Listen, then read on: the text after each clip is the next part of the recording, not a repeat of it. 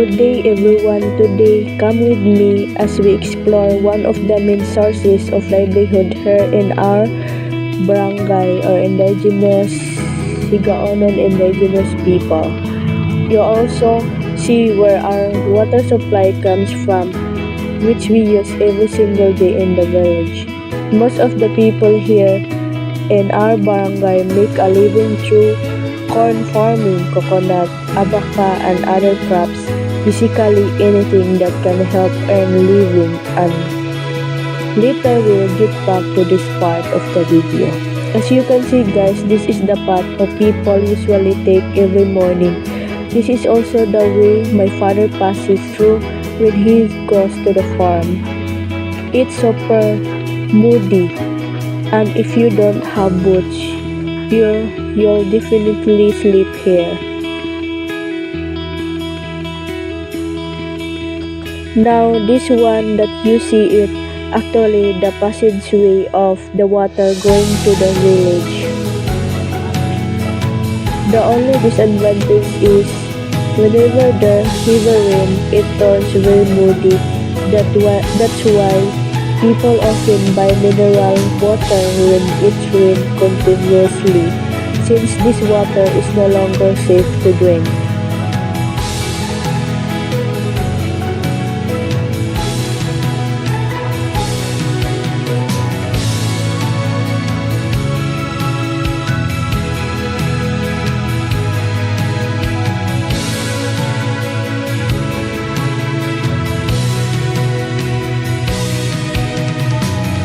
And here, you can see the abaca plantation, bamboo, lanzones, bananas, and coconuts.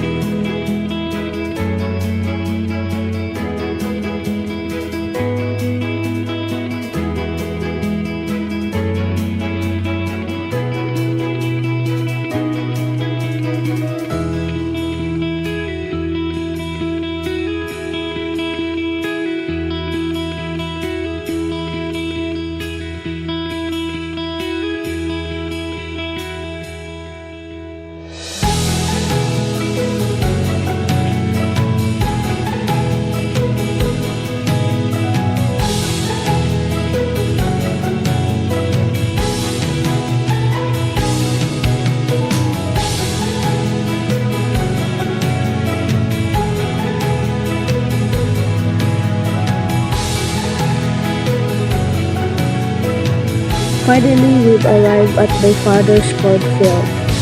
As you can see, it's still very grassy since my father has just started clearing the farm. But aside from corn, let me show you the other crops he planted.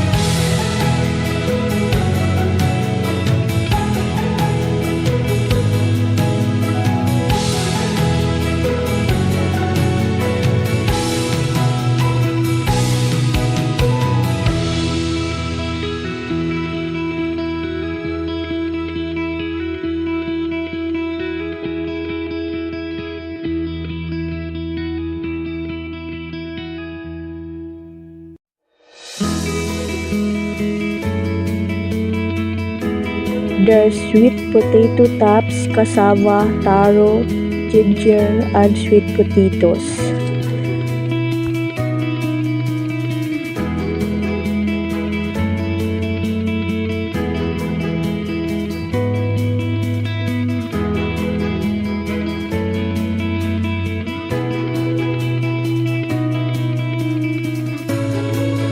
Now let's go over to where my father is.